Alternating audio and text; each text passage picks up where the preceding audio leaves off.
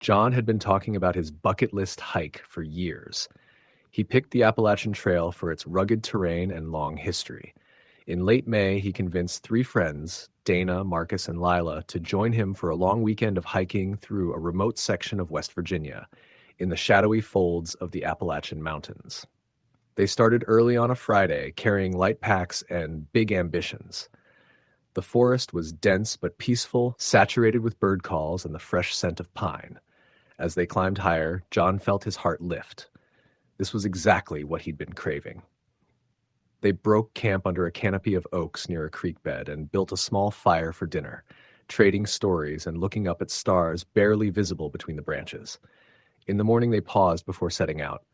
Lila wiped dew from her map and frowned. "I think I misread the mileage," she said. "We might be farther in than we planned." John offered to replot their course while Marcus and Dana packed up. He traced their route carefully and confirmed that, yes, they were deeper into the woods than any guidebook had warned. But they shrugged it off. Just means fewer people, more wilderness. They hiked on.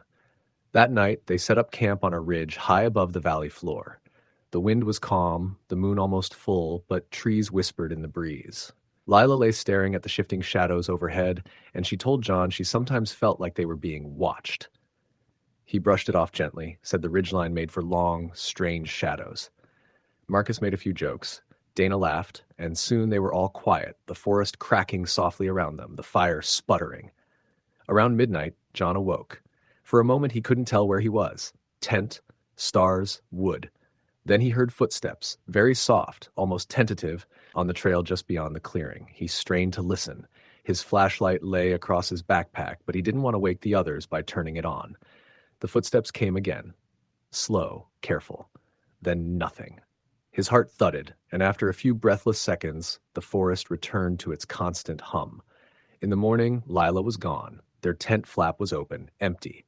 No trace of her sleeping bag, no sign she'd packed up. John called her name. Marcus and Dana joined in, their voices low and trembling, echoing between trees that suddenly seemed too quiet. They found her journal lying flat on a rock outside the tent, her pen still clipped to the pages she'd left open. The last entry was short. "I hear them whispering. Don't know if I can sleep. They're out there." The rest of her page was blank, as though she'd stopped writing mid-thought. Panic set in. Marcus, who carried a satellite messenger device, tried to send a distress signal. The message went out, but with no map coordinates. The device simply crackled. They tried again. Nothing. No response. They came together and searched the ridge and the trail for hours. The forest was thick, almost oppressive up close. The trail forked, twisted, dipped out of sight. At one fork, they found footprints that were too big for Lila's boots, deeper in the mud than any of theirs should have made. The shapes were vaguely human, but the stride was too long, the impressions too shallow, as if the entity had weight but lacked substance. Marcus hesitated, his voice shaking. "Does this make sense to anyone else?" A wind whipped through the trees, rattling branches, and the sky darkened far too quickly. Thunder rolled in the distance, though no rain came. Then they heard it, a soft, low whisper, so faint they thought it might be the wind. But it formed words. "Go back." Dana froze. "We need to leave," she said, her voice tight. They agreed. They couldn't stay, but with Lila missing, abandoning camp felt impossible. They set off, heading down the trail. John led, but every few steps he hesitated, as though drawn off in another direction.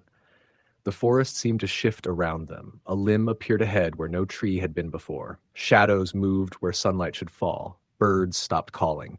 A thick gray fog rolled in, low and curling like smoke, obscuring the ground. During a brief clearing, Marcus spotted something on a boulder, something dark, crouching, hunched. When he raised his walking stick to point, the shape blurred, elongated, then melted into the stone. The rock surface looked normal seconds later, smooth and bare. They pressed on, voices tight in their throats. Lila's absence became a physical ache. Every snap of twig made them flinch. The whispering came again, this time from just behind them, low and dry. "Go back." It echoed through the trees, but no one was there. They dared not turn. By late afternoon, the trail plunged into a narrow gorge. Moss-covered stone walls rose on either side, damp and cold. The air smelled of mildew and something metallic. Light was dim even in daylight. The path became slick, roots snaked across it, making footing treacherous. Dana slipped once, gasping, but John caught her arm just in time. They stopped where the gorge opened slightly. A small cave mouth yawned on the left side, half hidden in shadow. Marcus swallowed. Maybe Lila sought shelter in there, he suggested. But every instinct said don't go in. Still, they resolved to look. They edged toward it, flashlights steady in trembling hands. The entrance was narrow. The floor was covered in damp leaves mixed with dark stains, as though something had been dragged or bled there. Inside the cave, the beam of Marcus's light trembled. Deeper in, the walls seemed to breathe, pulsing in and out, or maybe just tricking them in the imperfect light. A cold wind rose from the darkness, brushing their necks, and a soft murmur, like a chant, drifted, indecipherable. They felt an awful weight, as though something enormous lay just beyond sight, unseen, waiting. Suddenly, the whispering rushed in closer, sharper. "Go back," it hissed in their ears, but so many voices this time, layered, not quite human. Lila's journal pages had mentioned whispering, and here it was, not in her thoughts, but alive in the darkness. John raised his flashlight. In the beam, he saw a shape crouching, gaunt, arms too long, elbows bent at an odd angle. Its head was bowed, and when it lifted it, its face was blank, pale, like a smear of shadow and bone. It didn't have eyes, just hollow hollows that reflected light. He screamed, and the thing hissed back. Marcus yanked his arm, pulling him away. Dana fell backwards, tripped on a rock, and they tumbled out of the cave. Behind them, they heard a scraping sound, as if claws dragged over rock, then a whispered laugh, soft but full of malice. They ran, stumbling through the forest, branches grabbing at their clothes, the fog thick around their legs. The voice chased them, whispering over and over, "Go back, go back." Their legs burned, their lungs burned. Just when they thought they would collapse, the trees opened and they saw the ridge above. The fog lifted slightly, and in that break of light, Marcus spotted Lila lying on a small clearing under a tree. She wasn't moving. Her pack lay beside her. Her face was turned upward, pale in the sunlight, her eyes closed but lips moving, whispering something none of them could hear. They rushed to her. Dana shook her shoulder. John put his hand on her wrist. It was faint but there. "Lila?" he called. Her eyes fluttered open. She gasped, sat up, and looked around wide-eyed. "They were right there," she whispered, voice shaking. "They told me to go back, that if I left the trail, I couldn't come home." She leaned forward, shivering. "But I didn't want to listen." They gathered her belongings, shoved packs back on, and started down the trail again.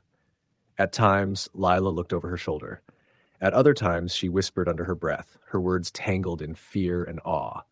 As they descended, the forest felt less oppressive, though the memory of the cave clung to them like a second skin. Night fell while they were still on the trail. They lit flashlights again, but even the beams seemed weak, swallowed by darkness. Every sound was magnified, the crunch of leaves, the crack of a twig, the distant call of something that might have been an animal or something else. Once more the whisper came, soft, urgent, but too faint to make out clearly. "Stay." They camped under an overhang, not daring to sleep in a tent. Lila stayed up, clutching her journal, writing by flashlight. Her pen scratched softly as she described the cave, the shape, the voices, how they urged her to go back, but also promised something if she stayed. She wrote it in shapes she didn't fully understand, a promise and a warning. In the morning, when she closed her journal, there was a new line she hadn't written. "Don't go home." She looked at John, wide-eyed. "Did I write this?" she asked. He shook his head, voice tight. "I don't know." They broke camp quickly, Zed moving downhill as if the forest behind them was breathing, waking. They didn't stop to rest until they saw the jagged line of the ridgeline give way to rolling hills, and the trees thin out and the sunlight become warmer. When they finally reached the trailhead, they were trembling. They interrupted a group of day hikers to ask for help, borrowed a phone, called Park Services. The ranger they spoke to listened quietly as they described Lila's disappearance. The cave, the shape in the dark, the voices. He frowned. "I don't know what to call it," he said finally, voice low. "But this area, you're not the first to report weird things in those woodlands. Strange disappearances, as reports of figures, whispers. We don't log all of them. Some folks say it's just ferns and shadows. Others feel like it's something else." He offered them rides back to town. He told them to file a report if they wanted, once they were safe. That night over dinner in a small mountain diner, the four of them sat in silence. The weight of what had happened hung between them, the cave, Lila's words, the thing that lurked. John couldn't stop thinking about the eyes or emptiness or how thin the line was between what they believed and what they were too afraid to name. In the days afterward, Lila stopped writing in her journal. Marcus checked her last pages many times but saw nothing new. Occasionally, she would stare off into space like she was listening to something only she could hear. John went back to work. Dana and Marcus tried to laugh again, but there was a coldness in their smiles. Lila never hiked again.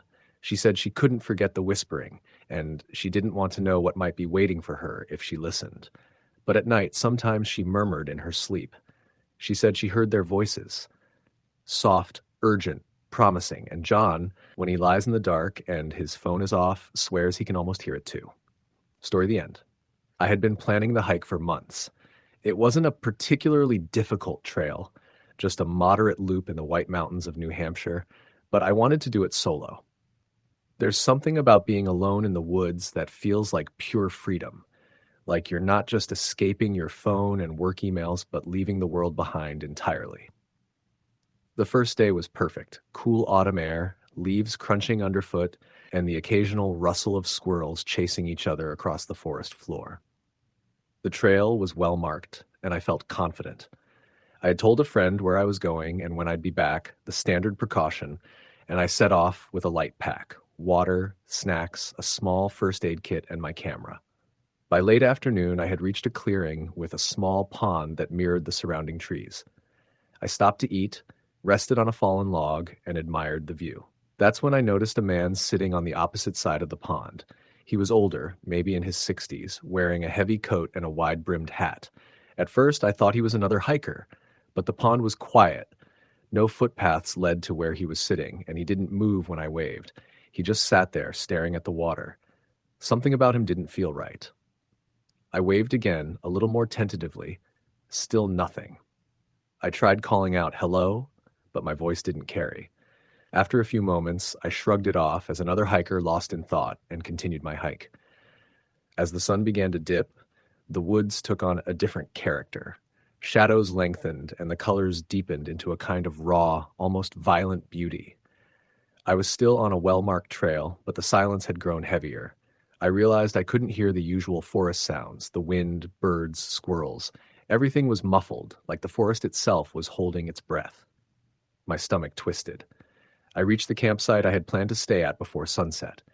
It was a small clearing, surrounded by dense trees, with a fire pit carved into the earth. I set up my tent quickly, not wanting to linger. The air was unnaturally still, and the usual chatter of the forest at dusk was completely absent. I tried to start a fire, but the dry kindling refused to catch.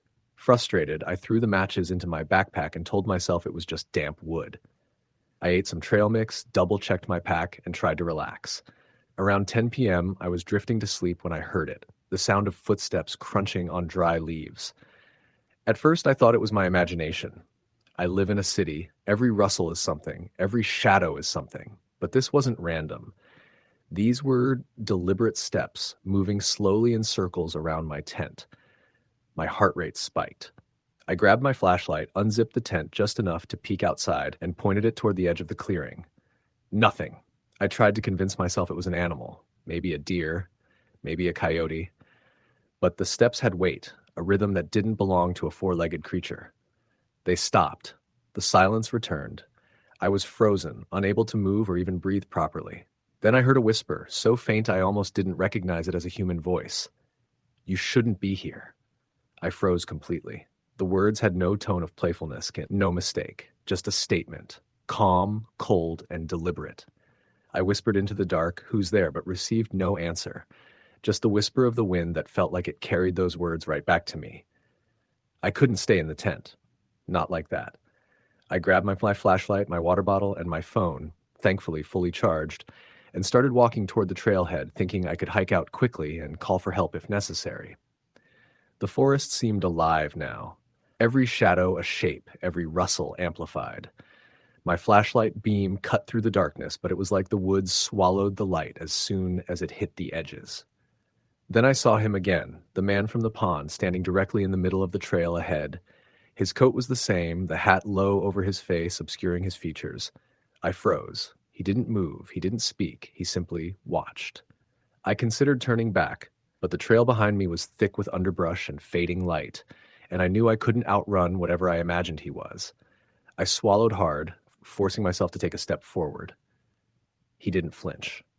Then I noticed something that made my blood run cold. His eyes, visible for the first time, were pitch black. Not just dark, they were like empty pits, reflecting nothing. My flashlight illuminated them for a fraction of a second before they seemed to swallow the light. I ran. Branches tore at my arms and face, roots tripped me, but I ran as if my life depended on it, because it did. Every few seconds, I thought I heard footsteps behind me, heavier than mine, matching my pace perfectly. I didn't dare look back. The air grew colder, and a fog started rising from the ground, curling around my legs. I stumbled onto a fallen log and fell hard, scraping my knee and arm. I stayed there for a split second, catching my breath. The steps behind me stopped. I dared to look back. The man, or whatever he was standing at the edge of the fog, perfectly still, his black eyes fixed on me. Then he raised his hand, a slow wave, as if acknowledging me, before disappearing into the mist. I didn't stop until I reached the ranger station at the edge of the park. My hands shook as I tried to explain what had happened. The ranger looked at me carefully, asked questions about my route, my campsite, the timing, and when I mentioned the man, he frowned. "You weren't supposed to be out there after dark," he said. "That area, it's off limits. People get lost. People see things, hallucinate, maybe not, but it's dangerous." He didn't explain further, and I didn't press. I just nodded and left. I tried to put it behind me, but the memory followed me. I couldn't sleep for weeks. Every shadow in my apartment looked like him. Every corner of the darkened woods in my mind contained those black eyes. I never returned to that trail. Months later, I looked online and found a few forums where hikers shared strange stories from that same section of the park. People reported seeing a man standing still in the woods, always silent, always watching. Some described the black eyes. Others said they had heard whispers in the night. Most disappeared from public discussion, posts deleted, usernames gone. I know what I saw was real. I can't explain it, and I don't want to. Some part of me suspects it's not human, not meant to be seen, and some part of me worries it followed me home, that it knows I'm thinking about it, that it's still watching. I'll never hike that trail again. Even mentioning it aloud makes the hairs on my arms stand up. I still dream of the fog, of black eyes, of the whisper that still echoes, "You shouldn't be here." The memory is as vivid today as it was the night it happened. The solitude I once sought in the woods now terrifies me. The forest is no longer a place of peace, only a place of fear. Story the end. I decided to tackle the Sawtooth Mountains alone in early October. It wasn't a difficult trail, at least according to the guidebook and local hiking forums, but it was remote enough that cell service vanished as soon as you left the parking lot. I liked the idea of solitude, of being just me in the forest, miles away from anyone else. I packed my backpack with the usual essentials: water, trail snacks, first aid kit, flashlight, and a topographic map I'd studied obsessively the night before. The morning started perfectly. The air was crisp, tinged with pine and the faint smell of decaying leaves. Sunlight poured through the gaps in the trees, casting golden patterns on the trail. I had the rhythm of the hike down, steady steps, breathing in sync with the crunch of leaves under my boots. About 2 miles in, I crossed a small stream. The sound of running water was comforting, almost hypnotic. As I gained elevation, the trail narrowed. Rocks jutted out, roots snaked across the path, and the forest grew quieter. That's when I first noticed the footprints. Not mine, not anyone else's I had seen on the trail, but prints that were oddly long, narrow, and seemed to move parallel to my own. At first I dismissed them as animal tracks, maybe a coyote or a bobcat, but something about their spacing and depth made my stomach tighten. They were deliberate. I continued hiking, telling myself I was imagining things. But with every bend in the trail, the footprints persisted. They appeared where no animal would logically tread, alongside rocks and fallen branches in ways that seemed almost staged. My sense of unease grew. By midday, I reached a ridge that overlooked a small valley. The view was breathtaking, with the sun illuminating the distant mountains and valleys like a painting. I sat on a rock, taking a water break, and that's when I heard it, a soft, irregular rustling behind me. Not the natural sounds of the forest, something heavier, slower, almost like deliberate footfalls. I froze. My heart thumped so loudly I was sure the noise echoed through the valley. "Hello?" I called, trying to sound casual. Casual. Silence. I waited, straining to hear, but the only sound was the wind through the trees and the distant call of a crow. I told myself to move. Keep moving. The trail continued down the other side of the ridge. I scrambled over loose stones and fallen branches, constantly glancing behind me, though I never saw anyone. And yet the feeling of being followed pressed down on me like a weight I couldn't shake. About an hour later, I stumbled across another strange sight.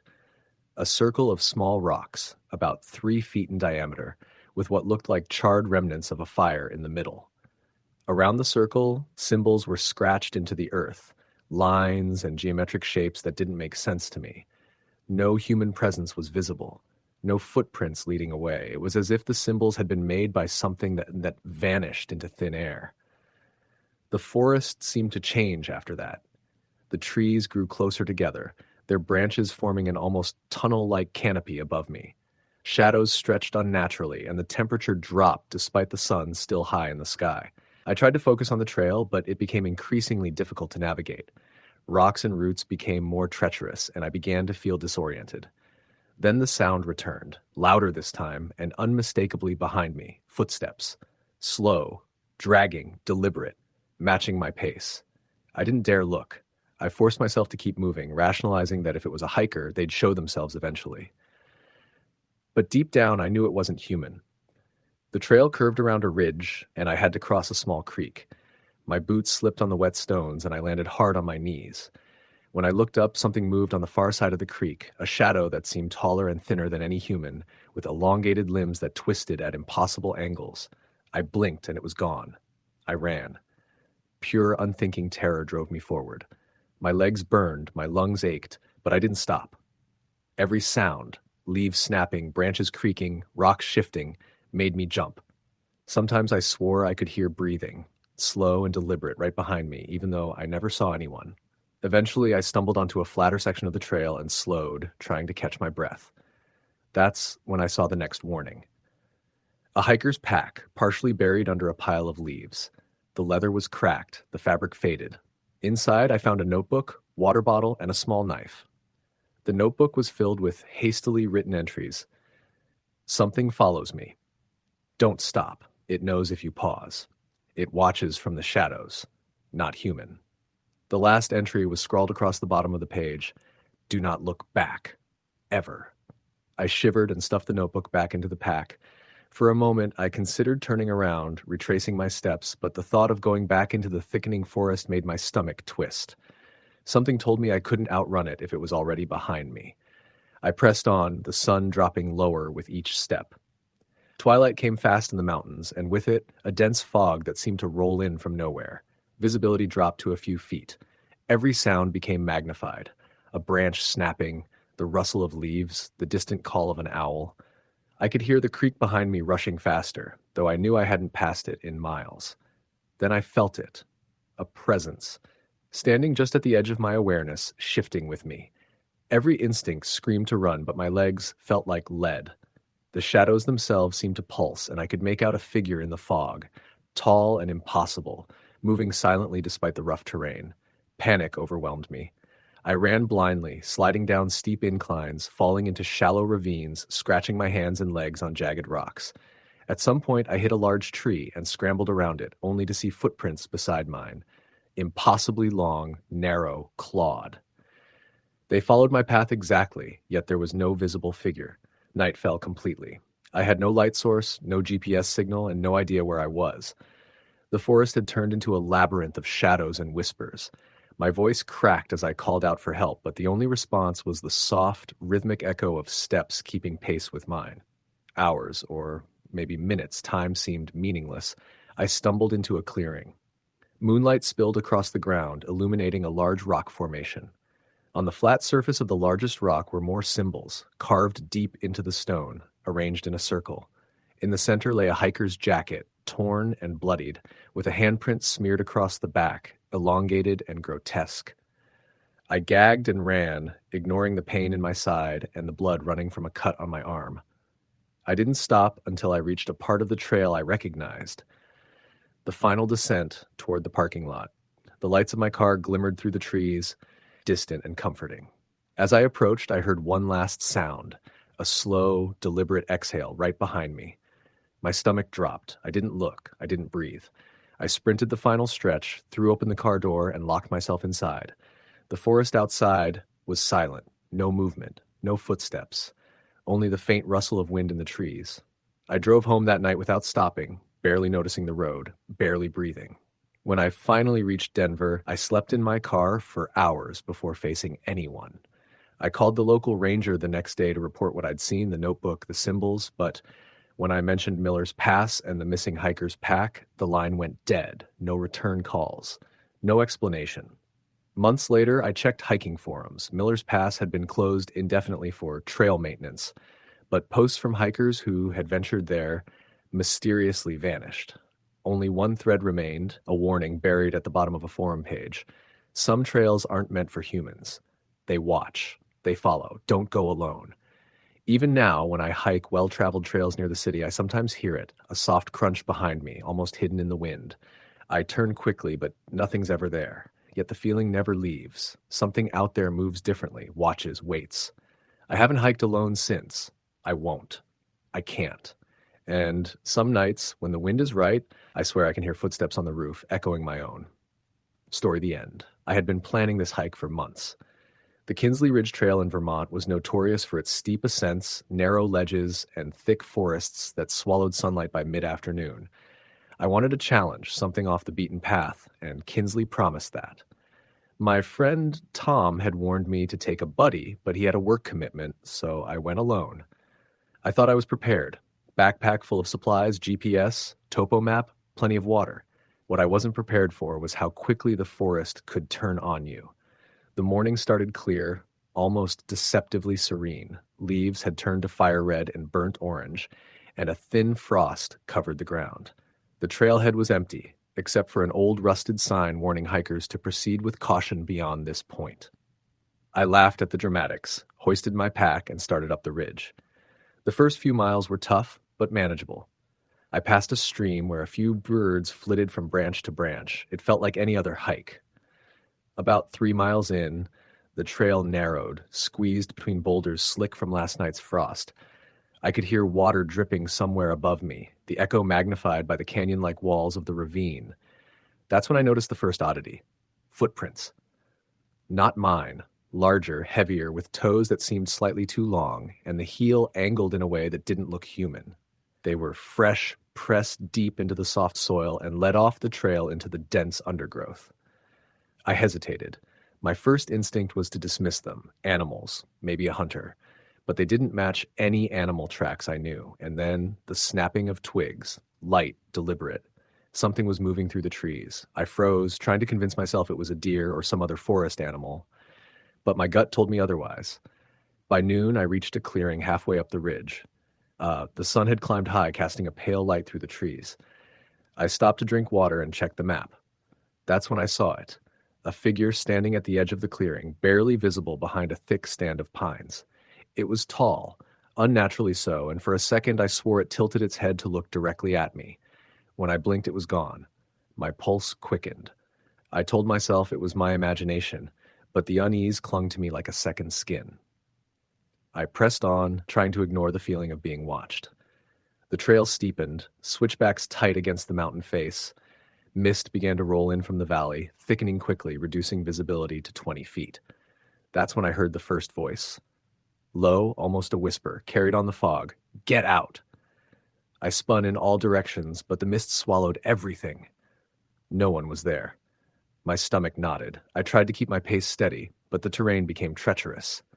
Tree roots snaked across the path like veins, mud slicked the rocks, and the wind began to howl.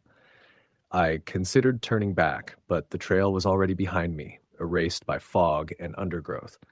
I felt trapped. That's when the footsteps returned, soft at first, then deliberate. They were heavier, almost dragging, and they didn't match my rhythm. They stopped when I stopped, started when I moved. By mid-afternoon, I stumbled across an old ranger cabin, nearly hidden by fallen trees and moss. It looked abandoned, roof sagging, walls covered in mildew.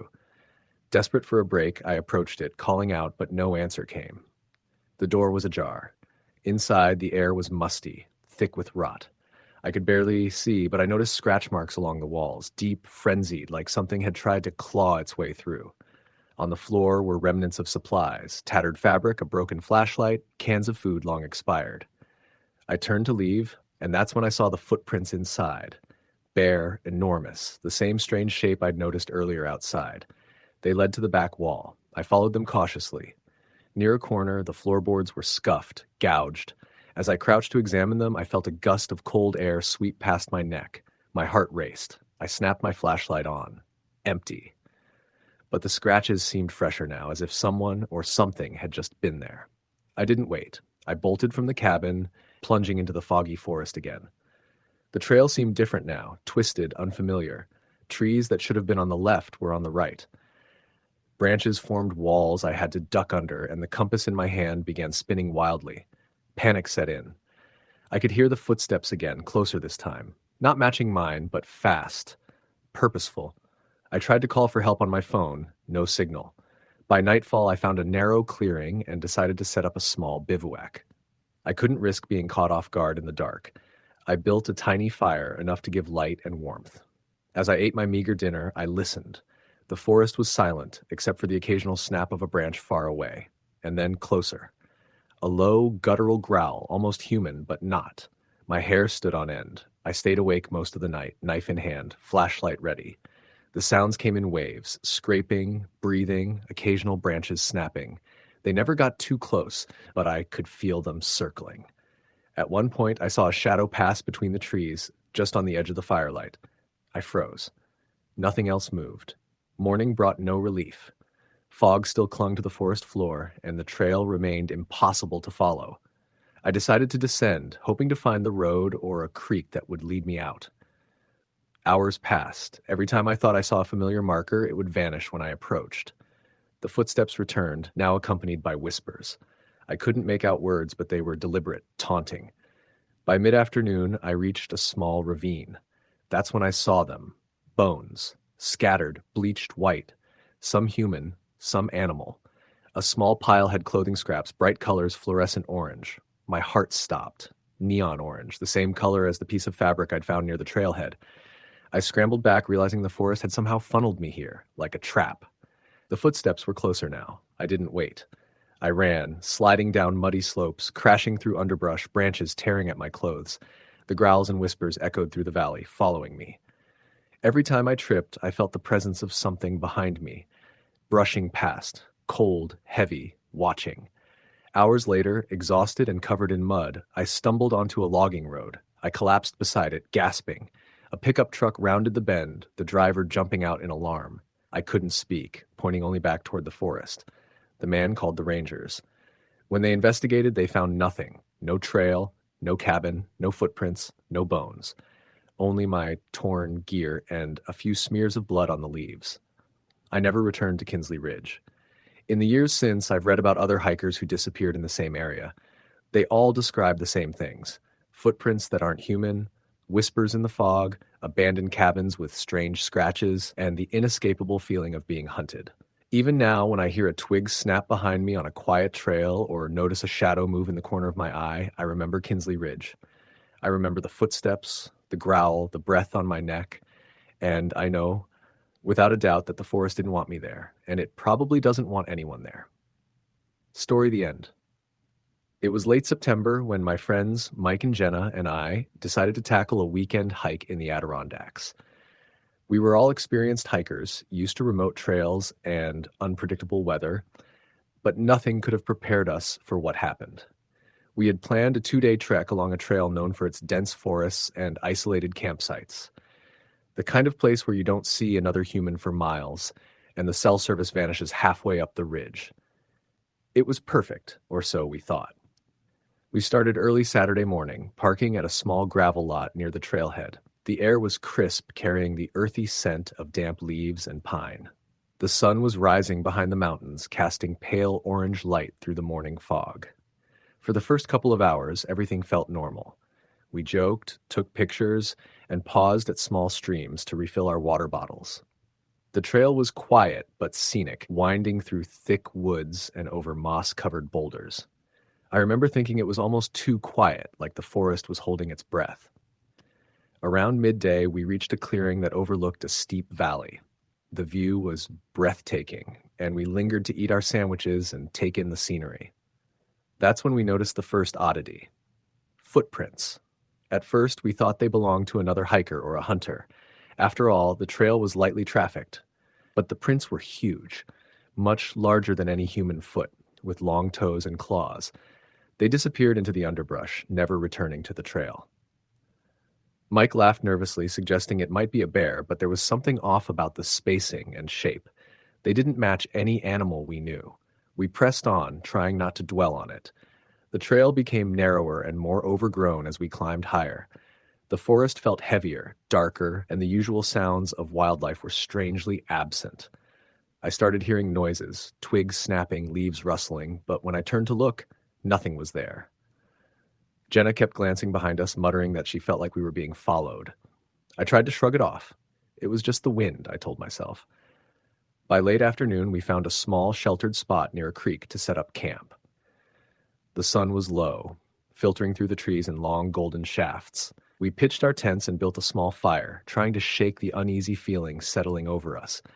The forest around us was quiet, almost too quiet. No birds, no insects, nothing but the occasional splash of the creek. We tried to distract ourselves, talking about work and upcoming plans, but I could feel our nerves tightening with every passing minute. Night fell, and the darkness seemed to thicken around our campsite. We huddled in our tents, the fire having burned low, and tried to sleep. Around 1 a.m., I woke to a low, guttural growl coming from just beyond the tree line. I froze, heart pounding, listening. The sound was close enough that it could have been a large animal, but there was something deliberate about it, almost intelligent. Mike stirred, and I whispered for him to stay quiet. Jenna was already awake, clutching her sleeping bag like a shield. Then came the footsteps. Slow, heavy, deliberate steps moving around our campsite, not like an animal. Too steady, too controlled. The ground vibrated slightly under each step, making my chest tighten with fear. Something brushed the side of my tent. Just a graze, but enough to make the canvas ripple and my skin crawl. We held our breath, frozen, listening to the sounds circling us. The growl started again, closer this time, followed by a strange, wheezing exhalation, almost like it was smelling us. We waited until dawn, too afraid to move, our minds racing with every possible explanation. When the first light of morning filtered through the trees, we cautiously unzipped our tents. The ground around our campsite was disturbed, flattened as if something massive had been lying in wait. The footprints were everywhere, huge, clawed, and unmistakably following a circular path around our camp.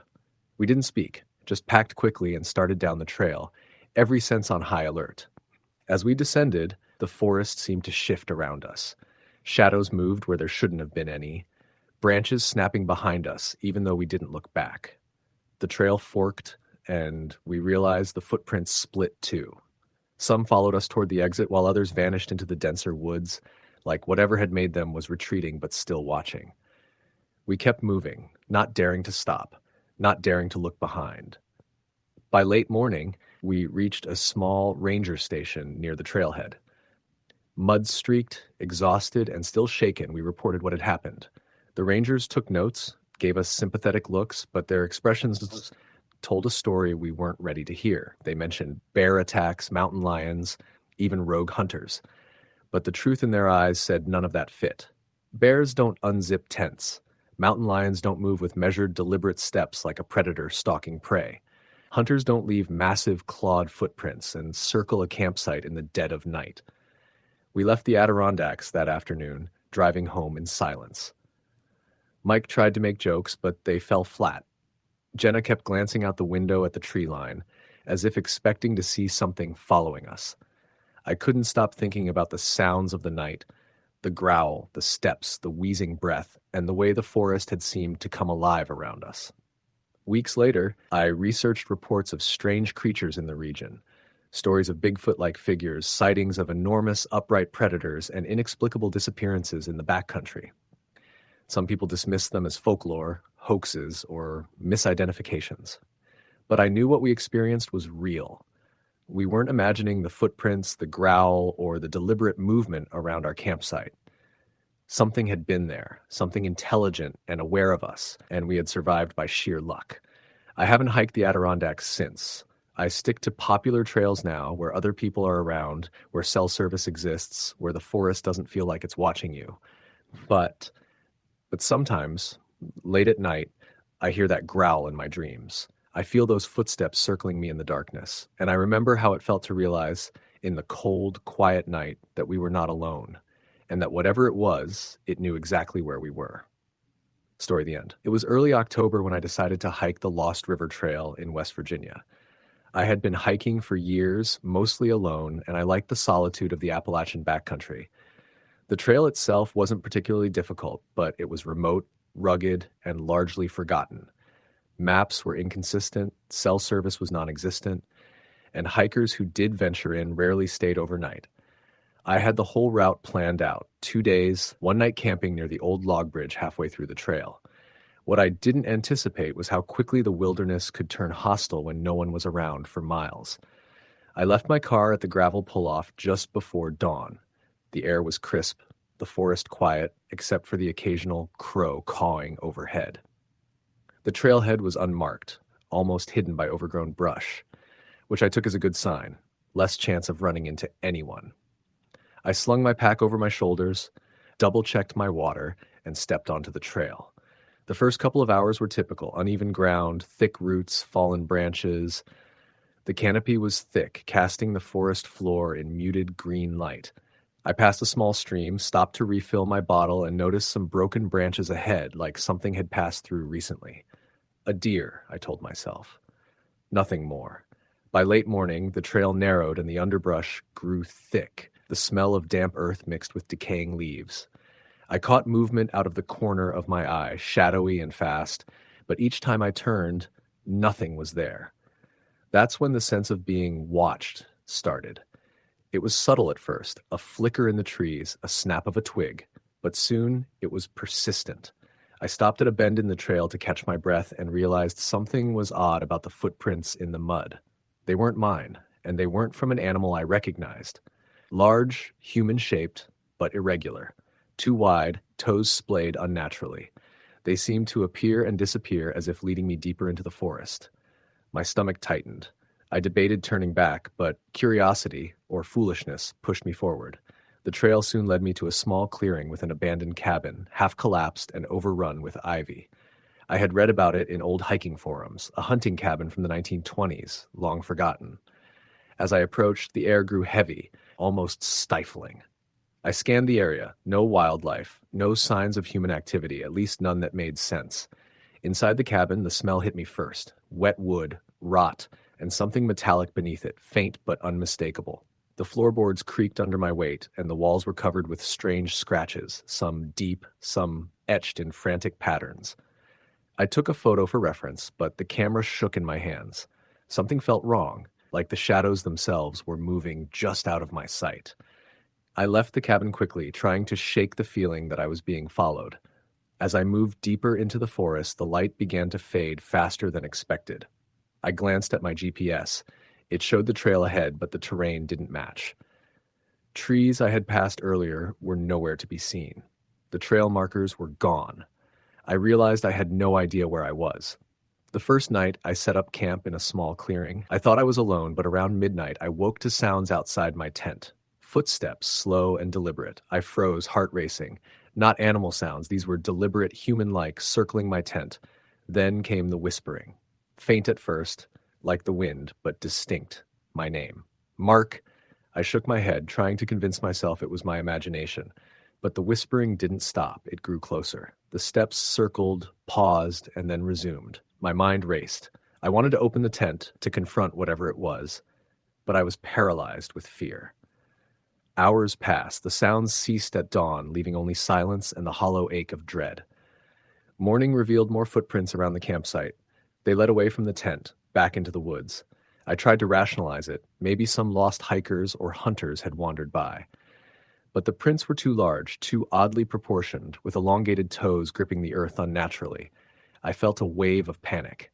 I moved quickly, hoping to get back to the main trail before the forest swallowed me. Hours passed. I became increasingly disoriented.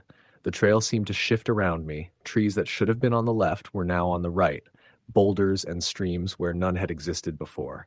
I tried to rely on the GPS, but the signal flickered erratically, then died completely. By midday, I stumbled onto a small riverbank, thinking it might lead me to the road. But the feeling of being watched intensified. The forest seemed alive with movement, always just beyond my vision. I saw glimpses of tall, thin shapes between the trees, moving unnaturally fast. I couldn't tell if they were human, animal, or something else. I kept moving, following the river. Then I saw something that stopped me cold. Another backpack, old and torn, half buried in leaves. Beside it, a shoe, and inside it, the remains of what appeared to be a small animal. Or maybe part of a human. I couldn't tell. I wanted to leave to run, but fear paralyzed me. Night fell again before I found a semblance of shelter, a boulder overhang. I tried to rest, but the sounds returned, the dragging, the whispering, the soft thump of something moving just out of sight. I couldn't sleep. Every shadow was a threat. Every sound was amplified in my ears. I considered leaving the next morning, but I was exhausted, dehydrated, and disoriented. Somewhere in the night, I thought I saw a figure standing at the edge of the river, tall, unnaturally thin, completely still. I couldn't see a face. It was watching me. I stared back, heart hammering, until it vanished. I didn't move for the rest of the night. When dawn came, I tried to follow the river downstream. Hours passed. The forest seemed endless. Occasionally, I glimpsed footprints, always large rock, always leading further into the unknown. At some point, I realized I hadn't seen a bird, a squirrel, or any normal sign of life in hours. Just the whispering, the footsteps, and the forest pressing in around me. Eventually, exhausted and near collapse, I found a logging road. Relief flooded me. I followed it until a truck appeared, a local ranger who had been patrolling the area. When I told him where I had been, he went pale. "Nobody hikes Lost River anymore," he said. "It's not safe. People disappear. Some say the forest changes around you. You're lucky to be alive." I told him everything, the whispers, the footprints, the cabin, the shapes. He nodded grimly, but didn't comment. I didn't need him to. I knew what I had experienced. I made it back to my car and drove home in silence, my hands gripping the wheel so tightly they ached. Weeks later, I learned that another hiker had gone missing on the trail near where I had found the cabin. Search parties never found him. And sometimes when the wind rustles through the trees outside my apartment window, I swear I can hear it. A soft, low whisper calling my name, just like it did in the Lost River Trail. I don't hike anymore. I don't go near forests that aren't well marked or traveled. But the memory of those 2 days, the feeling of being watched, hunted, and completely alone in a forest that seemed alive never leaves me. The whispers, the footprints, the shapes and the shadows, they are burned into my mind forever. Story, the end. The morning air was crisp, carrying the faint scent of pine and damp earth as Ryan and his friend Lisa set off on the Appalachian Trail in North Carolina. It was late September, and the leaves were turning fiery shades of red and orange. Ryan had been hiking for years. Lisa had joined him only a few times, mostly easy day hikes. This trip was different. They had planned to cover a remote stretch that few hikers ventured through, a 40-mile loop with minimal signage and no cell reception. They were looking forward to the solitude, the quiet beauty of the mountains, but what they didn't know was that solitude could be dangerous in more ways than one. The first few miles were easy, the trail well-maintained and welcoming. They joked about the crisp air and marveled at the way the sunlight broke through the trees in gold shafts. Lisa, carrying her camera, stopped frequently to capture shots of the forest. Ryan led, confident, scanning the trail ahead.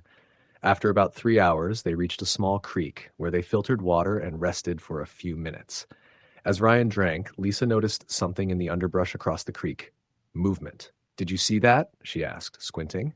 Ryan looked. "Probably just a deer. This area's full of them." But the movement wasn't graceful or animal-like. It was deliberate, almost human. Lisa shook it off. She had read too many horror stories online and didn't want to get spooked over nothing. By midday, the trail grew steeper, winding through thick stands of hemlock. The forest floor was covered in thick layers of fallen leaves, making it difficult to see the rocks and roots beneath. Ryan and Lisa fell into a steady rhythm, talking about work, life, and trivial things to keep their minds off the growing isolation. It wasn't until late afternoon that things started to feel off. They had been following the trail markers, small blazes of orange paint on the trees, when they came to a section where the markers stopped. Ryan consulted the map, double-checking their location. Huh, he muttered. We should have seen a switchback by now.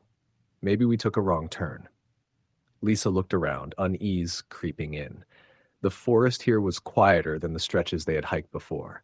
There were no birds, no squirrels, nothing. The silence felt heavy, oppressive. Maybe the trail just skips this section, Ryan suggested, though his tone lacked conviction. They pressed on, stepping carefully over rocks and roots. The sun was lowering in the sky, and shadows stretched unnaturally across the ground. Lisa felt a prickle at the back of her neck. Then she heard it, a faint snapping of a twig behind them. "Ryan?" she whispered. He turned, listening. Probably a squirrel. But the snapping continued, intermittent, deliberate. She grabbed his arm. That wasn't a squirrel. Something's back there. Ryan hesitated, then shook his head. We'll keep moving. Don't worry about it. They hiked faster. The trail narrowed into a faint path through dense underbrush, almost as if the forest had swallowed it whole. Leaves crunched under their boots, sounding unnaturally loud in the eerie quiet. The snapping noises seemed to echo from everywhere at once. By the time they reached a small clearing near a rock outcrop, the sun had almost disappeared. Ryan set down his pack and turned to Lisa. We should camp here for the night. We'll make it to the ridge tomorrow morning. Lisa didn't want to. The clearing felt wrong. The shadows were too long, the wind too still, but Ryan was insistent. They set up a small tent and gathered firewood. As Ryan struck a match, Lisa noticed something. Footprints. Fresh footprints. Not theirs, and definitely not animal tracks. They were human, size-wise maybe a bit larger than Ryan's. The prints came from the woods behind the clearing and ended just at the edge, as if whoever made them had paused to watch. "Ryan?" Lisa said softly. He frowned. "Probably some day hikers. They must have left the trail earlier." Lisa didn't like the explanation. She scanned the trees, feeling exposed. The forest was darker than it should have been for this time of year. Shadows deep and black. As darkness fell, the sounds began. First, faint whispers, unintelligible, carried by the wind, then footsteps circling the clearing, slow and deliberate. Ryan tried to laugh it off. Probably just the wind shifting branches. But Lisa heard the crunch of leaves that didn't match the wind. The footsteps were heavier than any animal. They stopped periodically, as if listening. Ryan finally conceded. "Stay inside the tent," he said, trying to sound confident. They zipped themselves inside, huddled together, listening. The footsteps didn't leave. They moved around the clearing, sometimes pausing near the tent, sometimes fading into the darkness beyond. Every time Lisa peered through the tent's mesh, she saw nothing, only shadows and black. Hours passed, or maybe minutes. Time felt distorted. The wind died. The forest was completely silent, except for the occasional scrape of a branch, the faintest whisper of a human voice. Lisa couldn't sleep. Ryan, exhausted, dozed fitfully, muttering under his breath. Suddenly, a loud crack sounded, right outside. The tent fabric shuddered. Lisa screamed. Ryan grabbed a flashlight and unzipped the tent. The beam cut through the black. Nothing. Only the footprints. They led directly to the tent and stopped abruptly. Ryan's hand shook as he pointed the light at the prints. They stopped here? Lisa's eyes widened. They were here. They were right here. He tried to reassure her, but the unease was thick between them. They decided to stay awake until first light, sitting in the dark tent, listening to the forest around them. Every small sound made them jump. Every shadow seemed to move with purpose. By morning, they had made a decision. Leave immediately. They packed in silence, each crunch of leaves under their boots echoing unnaturally loud. Ryan tried to follow the map back to the main trail, but nothing looked familiar. Every tree looked the same, every shadow twisted differently. Then they saw movement. At first, it was just a flicker between the trees, a shadow shifting, staying just out of reach. Then, a figure. tall, thin, human-like, standing perfectly still, watching. Lisa froze. Ryan grabbed her arm. "Keep moving," he whispered. The figure didn't follow but stayed in the same spot, barely visible through the thinning light. They hiked faster, their path twisting and doubling back, trying to find the familiar markers, but the trail seemed to vanish, swallowed by the forest. Hours passed. The whispering sounds returned, soft, unintelligible, circling them from every direction. They tried to shout, to call for help, but their voices felt weak, swallowed by the thick, oppressive forest. By mid-afternoon, they stumbled upon a narrow creek, hoping it would lead them back to a known path. The footprints were back, parallel to theirs, always just out of reach, moving faster than they should. As the sun began to lower, Lisa tripped over a root and fell hard. She scrambled up, shaking. "We're never going to get out," she whispered. Ryan didn't answer. He was scanning the trees, trying to see any hint of a trail, any sign that they were on the right path. But all he saw were shadows, moving just out of focus, just beyond comprehension. Then they reached a small, broken shelter, abandoned long ago, crumbling under the weight of years. It offered little protection, but Ryan thought they could wait there until nightfall. As they approached, the air shifted, the forest went silent. No wind, no birds, no rustling. Then the footsteps returned, heavier this time, moving in a circle around the shelter. Ryan and Lisa huddled inside, the walls offering no comfort. The circling continued for hours. The night brought no rest. By dawn, they decided to run, to follow the creek downstream in hopes of finding a road or another trail. They ran, stumbling, twisting ankles, hearts pounding. The footprints followed, always visible in the soft earth, never leaving them, never approaching too closely, just present. Finally, after what felt like hours, they emerged onto a faint dirt road. Exhausted, bleeding from scrapes and scratches, they ran until they saw a truck approaching. A local man stopped and called the sheriff. Search and rescue teams went back to the trail weeks later. They found no evidence of the figure, no footprints, and no indication of any other hikers in the area during that time. The trail itself appeared undisturbed, perfectly ordinary. Ryan and Lisa never returned to that section of the Appalachians. They still hike, but always in well-traveled areas. Lisa no longer takes photos in the wilderness. Ryan refuses to go anywhere without another person.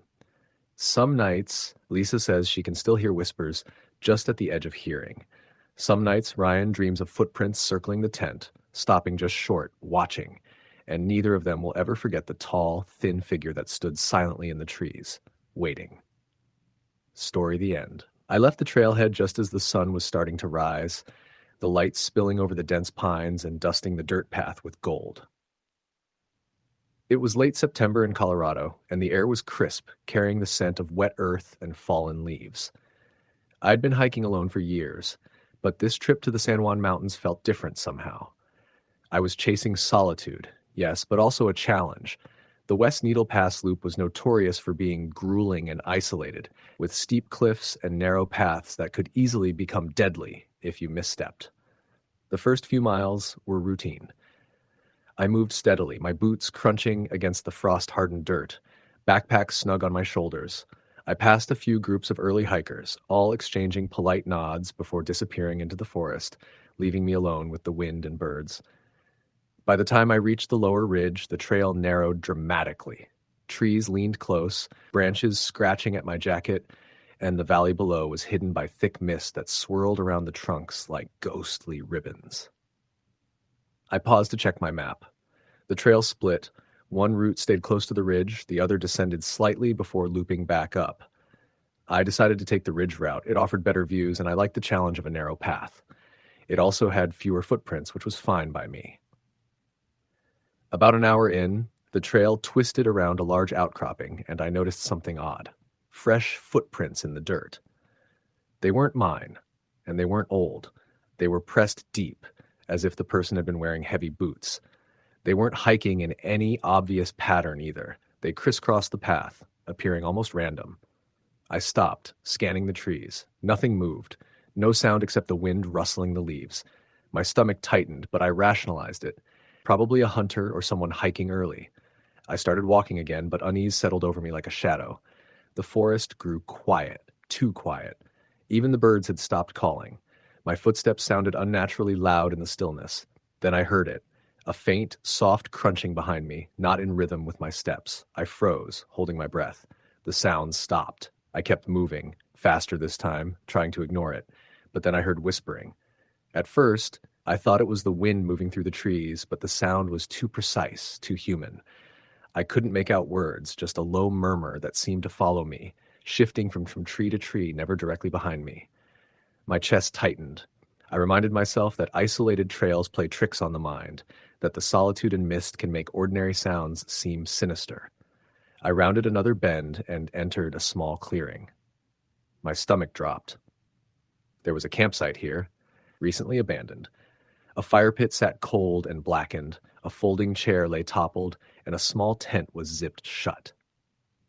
At first, it seemed empty, but as I approached, I noticed the fabric was torn in long, jagged lines, almost like claws had shredded it. There were footprints around the camp, deeper and more chaotic than before, pressed into the dirt as if whoever had been here had been pacing or struggling. I knelt down to examine the prints. 2 different sizes again, like before, but this time they were smeared in places, darkened by something wet. Blood? My hands trembled. I should have left. I should have turned back. But curiosity, or perhaps stupidity, pushed me forward. I followed the prints. The trail grew tighter and steeper. Rocks and roots made footing precarious, and the mist thickened, limiting visibility to a few feet. I could hear it again, the whispering, closer now, layered and overlapping. It was insistent, almost angry. I quickened my pace, my boots slipping on loose stones. The trail bent sharply around a boulder, and that's when I saw it, a figure standing between 2 trees. At first I thought it was a hiker, tall, in a dark jacket, but the stance was off. The head tilted slightly, unnaturally, and the arms hung stiffly. The figure didn't step aside when I called a greeting. Radiated wrongness. "You shouldn't be here," it said, voice low and gravelly, almost a whisper. I stumbled back, tripping over a root. Heart hammering, I turned and ran. Branches tore at my face and jacket as I sprinted down the path, ignoring the pain in my knees and hands. Behind me, I could hear more voices now, multiple, urgent, almost pleading, but no one was in sight. The mist swirled around me, thickening, and I lost all sense of direction. Every bend seemed to lead to another identical bend. After what felt like hours, I found myself at the edge of a steep ravine. My boots skidded on loose dirt as I looked down. The valley below was hidden in thick mist, the trees forming dark, jagged shadows. I backed up, realizing the trail had disappeared entirely. Panic surged. I pressed my back against a tree, trying to catch my breath. And then I saw them. Shadows moving just at the edge of the mist, several, pacing slowly, circling me. Their shapes were humanoid, but wrong, too tall, too thin, moving in ways no human should. They whispered in unison, a chorus of low, urgent voices, circling closer with each step. My mind screamed at me to run, but I had nowhere to go. I climbed a nearby boulder, trying to put height between me and whatever was down there. The shadows stopped at the base, tilting their heads upward, watching. That's when I heard a sound that made my blood run cold, metal scraping against rock, deliberate, rhythmic, as if they were moving closer but invisible. I don't know how long I stayed there. Minutes, maybe hours. My legs cramped, my throat dry, but I couldn't move. The mist pressed in and the whispers never stopped. Then, almost suddenly, the figures receded, melting back into the forest like smoke. The voices faded, the wind picked up again, and the forest returned to its natural quiet. Shaking, I found my way down the slope, following instinct rather than trail. Eventually, I stumbled onto a familiar path, the main loop trail. Relief flooded me, and tears pricked my eyes. I ran the last miles back to the parking lot, adrenaline carrying me faster than I had ever moved in my life. When I reached my truck, my hands were trembling so badly I could barely unlock it. I drove home in silence, replaying every detail over and over. I called the local ranger station to report the campsite and the footprints. They said no one had been missing in that area recently and that the offshoot trail I described didn't exist. The main ranger advised me to stick to marked trails in the future. Weeks later, I tried to convince myself it had been stress, fatigue, or overactive imagination. But I never hiked alone again. Sometimes, in the quiet of my apartment, I can hear whispers faintly in the wind outside, almost like someone is calling me back to those mountains. I know what I saw, and I know what I heard. And I know that, deep in that forest, something waits, patient and silent, ready for the next person who strays too far from the trail. Story the end. The day started like any other late September morning in northern Idaho. The air was crisp, tinged with the smell of wet pine needles and decaying leaves. My friends, Jason, Amanda, and I had driven nearly 4 hours from Spokane to reach the trailhead of the Black Pine Ridge Trail. It was a local favorite for hikers seeking solitude, a long stretch of rugged terrain that rarely saw more than a handful of people a week.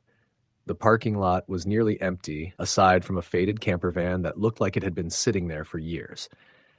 We didn't think much of it at the time.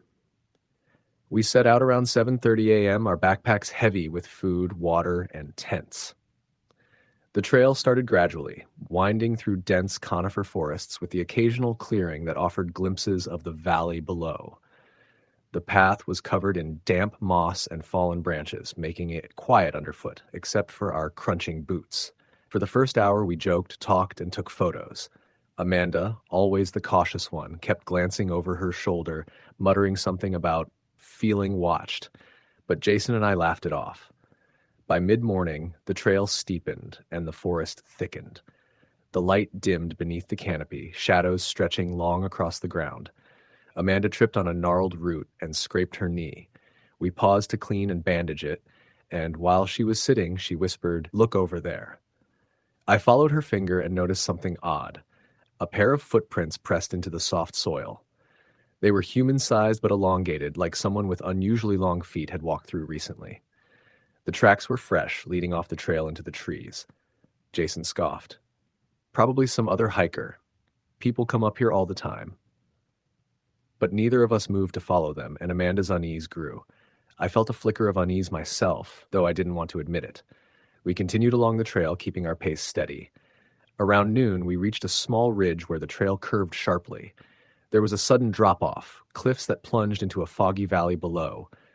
The wind was strong here, and I had to grip a tree branch to steady myself. That's when I heard it.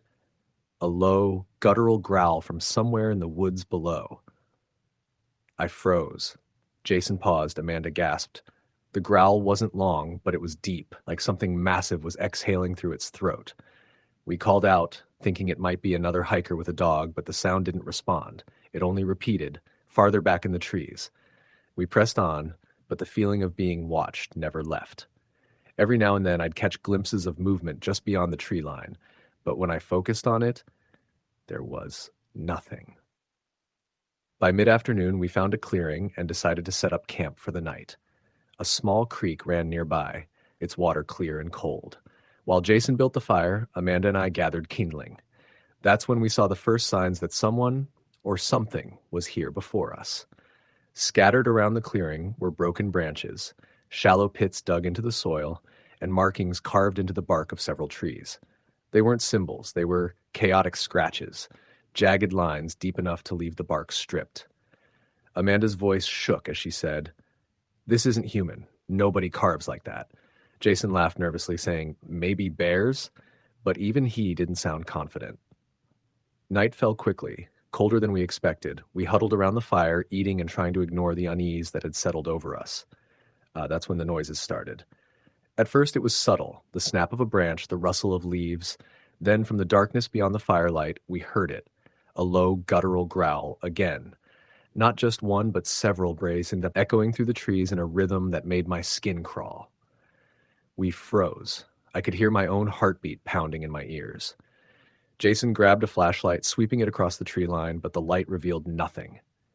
The growls stopped as abruptly as they had begun, leaving an oppressive silence. Amanda whispered, "We should leave, now."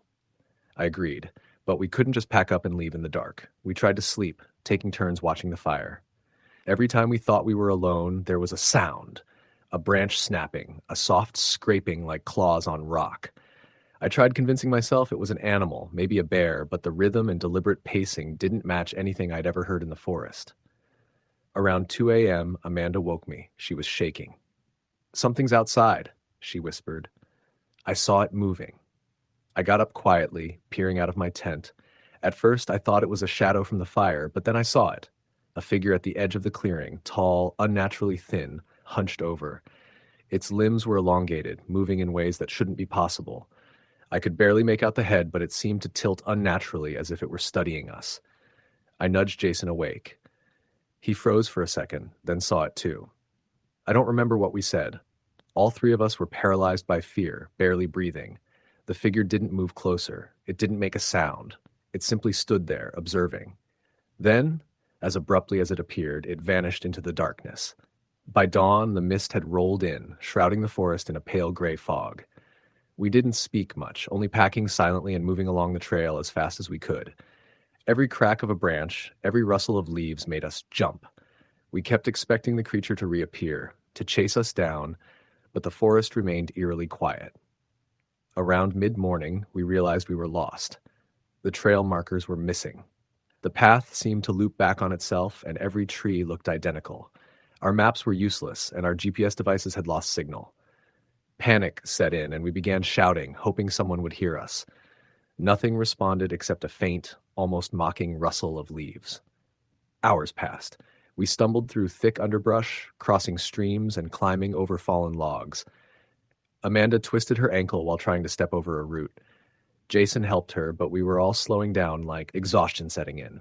The sky darkened prematurely, clouds thickening overhead. That's when we found the cabin.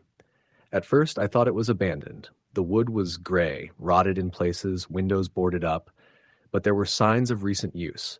Footprints in the dirt, a fire pit with cold ashes, and tools scattered around. Something about it made my stomach knot. We approached cautiously. Amanda whispered, "We should stay outside." But Jason wanted shelter from the cold, so we entered. The air inside was damp, musty, and smelled faintly of rot.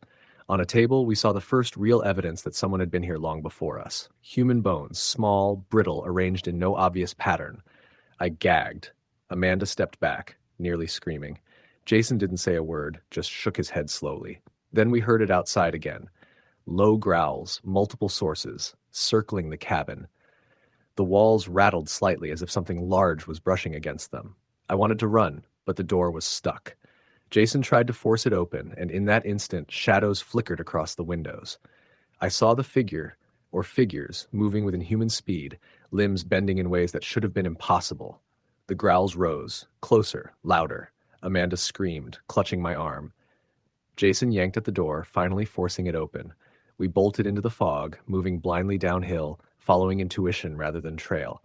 The sounds followed us, close enough to feel the heat of their presence, but never touching.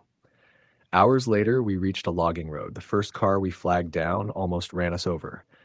We were drenched, bleeding, and terrified, but alive. Authorities came, but there was little they could do. Search teams found the cabin, but no one could explain the bones or the strange carvings on the trees. Black Pine Ridge remains open to hikers, but locals warned to stay on marked trails and never hike alone. Jason, Amanda, and I never returned. We don't talk much about that trip. The memory is too vivid, too real. Every now and then I dream of that tall, thin figure emerging from the mist, following silently through the trees, watching, waiting. And sometimes when I'm alone in the forest or even just driving along a country road, I hear it, a soft, low growl, reminding me that Black Pine Ridge is still out there, and whatever lives there is still hungry. Story the end. The morning air was crisp, sharp enough to sting my lungs as I stepped out of my Jeep and stretched before the trailhead. I'd been looking forward to this solo hike for weeks, a chance to disconnect from everything. Work, city life, noise. I was heading into the Gila National Forest in New Mexico, a place I knew only from maps and a few online trail reports. I had a plan. 3 days, plenty of food, water, and a GPS device. Nothing could have prepared me for what would happen. The trail began gently, winding through piñon pines and juniper. Birds called faintly, a raven croaked somewhere in the distance, and the forest smelled of earth and resin. I started with a light pace, enjoying the solitude. By mid-morning, I had already logged 3 miles, the trail narrowing as it climbed. I paused to take a drink of water and noticed something strange. The forest was silent beyond the occasional bird. Usually there's a hum of insects, the rustle of small mammals. Today, nothing. I chalked it up to chance and pressed on. Around noon, I reached a clearing with a rocky outcrop overlooking a valley. The view was breathtaking, and I stopped to eat a snack. That's when I heard it, a soft, rhythmic tapping. At first, I assumed it was a woodpecker. Tap, tap, tap. The sound was faint but unmistakable. I scanned the trees. Nothing. "Hello?" I called, more to break my own tension than because I expected an answer. Silence. I shrugged and told myself I was being paranoid. Still, I kept my hand near the handle of my knife, an old habit from solo trips. By early afternoon, the trail became rougher, less defined, and the GPS signal started to falter. I had planned a route, but now I realized I had no clear markers. The taps returned, this time closer, and a chill ran down my spine. They weren't coming from above or ahead, they were coming from behind me. Tap, tap. The sound seemed to move as I did, always just out of sight. Panic rose, but I tried to stay rational. Maybe it was another hiker, someone playing a prank. I turned, but the forest was empty. Not a single branch stirred. My heartbeat pounded in my ears. I started walking faster, then jogging, and finally breaking into a full sprint. The taps followed, though now they were interspersed with a low whispering, unintelligible, almost like a chant carried on the wind. The trail twisted into a canyon. The walls were steep and covered in scrub and thorny brush. I had to climb carefully, and every step sent loose rocks tumbling. Then I saw it. A series of crude markers etched into the canyon walls, deep scratches in the stone forming shapes that made no sense, though they felt intentional. My stomach dropped. Someone had been here. Someone, or something, was tracking me. I forced myself to keep moving. The whispers and taps became louder, following me through the narrow canyon. I stumbled over a root and fell hard on my shoulder, pain radiating down my arm. I scrambled up, ignoring the throbbing, and kept moving. The sun began to lower, casting long shadows that twisted and stretched across the canyon floor. My sense of direction faltered. Every turn looked identical. That's when I first saw the figure. At first, I thought it was a fallen log, but as I got closer, it rose slowly, a tall, thin man, or what appeared to be human. His limbs were too long, his movements jerky and unnatural. He didn't speak. He just watched me with an intensity that made my skin crawl. I froze. My instincts screamed to run, but I didn't want him to see me move first. The whispers intensified, now clearly multiple voices overlapping, calling my name. Daniel? Daniel? My name. The figure took a slow step forward. I stumbled backward, my backpack catching on a branch. My heart threatened to burst from my chest. I turned and ran, dodging rocks and fallen trees. The canyon walls opened into a small clearing. In the center was a circle of stones, arranged precisely, almost ceremoniously. My legs refused to stop, but my mind screamed at me to avoid the stones. The tapping came from within the circle now, louder, more deliberate. I didn't want to look, but something drew my gaze. Inside, small sticks were arranged into what looked like a crude human form, the head pointing directly toward me. I bolted past the circle, climbing up a steep ridge. My breath came in ragged gasps. Every step seemed to echo unnaturally, as if the forest itself were amplifying my fear. Behind me, the tapping followed, then stopped. Silence fell suddenly, so complete it was worse than the sound. I risked a glance back. Nothing, just trees and shadow. I pushed onward, following the faint path marked on my map, praying for the GPS to regain signal. Darkness fell faster than I expected, and the forest became a maze of trunks and tangled brush. I stumbled again, cutting my hands on branches, scraping my legs, but I didn't dare stop. My flashlight flickered as I switched it on, beams cutting through the dense foliage. Then I heard laughter. Soft, wet, almost inhuman. It came from all around me, echoing through the trees. I spun in every direction. No one was there. My rational mind tried to tell me it was exhaustion, dehydration, adrenaline, maybe even hallucination. But I knew better. Something was in the woods with me, following, watching. I forced myself to climb a ridge that led to an old fire lookout. It was abandoned, dilapidated, but at least it offered height, a chance to see if I could find a road or the trail below. I scrambled to the platform, muscles burning, lungs heaving. I peered out into the darkness. Nothing moved. For a moment I let myself hope. Then I saw movement at the tree line, far below. A tall, thin silhouette gliding over the forest floor with impossible speed. The figure stopped occasionally, as if scanning, and when it moved again, I felt it was heading toward me. My stomach turned. I had no weapons, no backup, no way out except the trail below. I stayed on the platform all night, huddled against the wall, flashlight in one hand, knife in the other. The tapping and whispering never returned, but the sense of being watched never left. I slept fitfully, every shadow is every rustle of leaves setting me on edge. By dawn, I had a plan. I would descend the ridge and try to make it back to my Jeep before anyone or whatever found me. The first steps down were tentative, but the slope was manageable. I kept low, moving quickly, scanning constantly. Around mid-morning, I heard it again, tapping, soft at first, coming from the trees above me. I froze, then realized the sound was moving alongside me. A branch snapped. Something was behind me. I didn't look. I just ran. Hours later, I emerged onto a faint dirt road. My Jeep was still there, gleaming in the morning sun. I jumped in, locked the doors, and started the engine. I didn't look back. As I drove away, I felt the forest watching, the weight of it pressing against my chest even as the miles stretched behind me. I never returned to Gila. I told friends I got lost that it was a rough hike, but I know what I saw, what I felt. The tapping, the whispers, the figure with impossibly long limbs. It wasn't imagination. Some things in the forest are older than us, patient, and they notice. I only hope I left before it decided I was part of the woods too. Story the end. It was early September when Ryan and his two friends, Mark and Lila, decided to tackle the high Uintas Wilderness in Utah. They had planned the trip for months, mapping out a strenuous 3-day loop that would take them deep into the alpine forest, past jagged ridges and along quiet streams. And the excitement was palpable as they loaded their packs into Ryan's old Jeep and drove north from Salt Lake City. The first day of hiking was textbook perfect. Crisp morning air, pine-scented trails, and the distant sound of water tumbling over rocks. They chatted easily, reminiscing about college days and joking about who would inevitably collapse first on the steep inclines. Ryan took the lead, confident in his sense of direction, while Lila and Mark brought up the rear, joking and teasing each other. By mid-afternoon, they had reached a small plateau with a view of the valley below. The sun glinted off the peaks in the distance, and for a few moments everything felt timeless. They ate lunch, took photos, and soaked in the scenery. But as they prepared to move on, a strange feeling settled over Ryan, a sense that something was off. He couldn't place it at first. The stillness of the forest, the absence of birds, the way the wind seemed to whisper through the trees with an almost deliberate intent. He shook it off and urged the group to continue. The trail became narrower, twisting tightly between massive pines and boulders.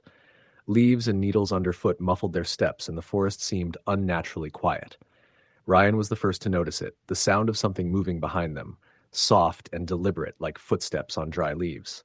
"Probably another hiker," he said, trying to sound confident.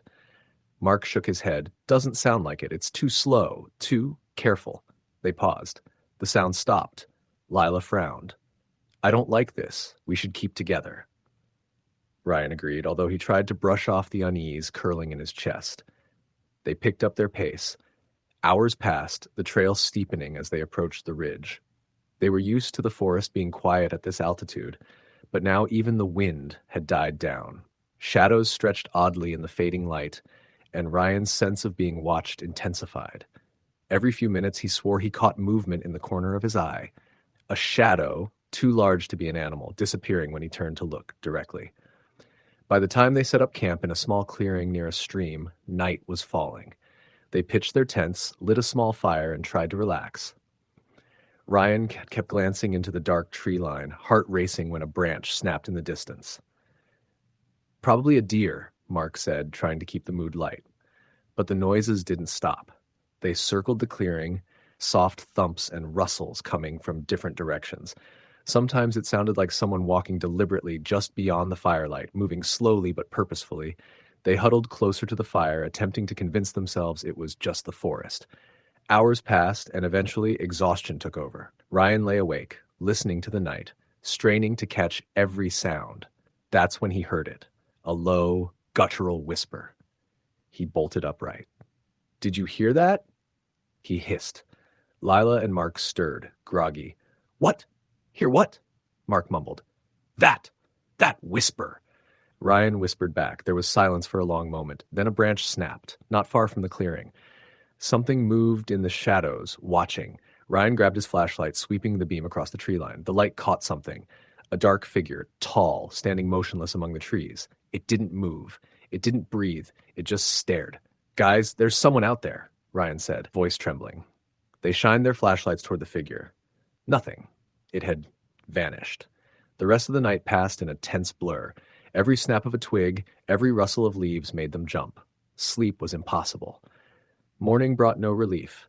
The forest seemed different in the daylight, but the same oppressive feeling lingered. They packed up quickly, eager to get moving, but soon realized something terrifying. The trail didn't look right. The markers they expected to see were gone. Even familiar landmarks seemed shifted.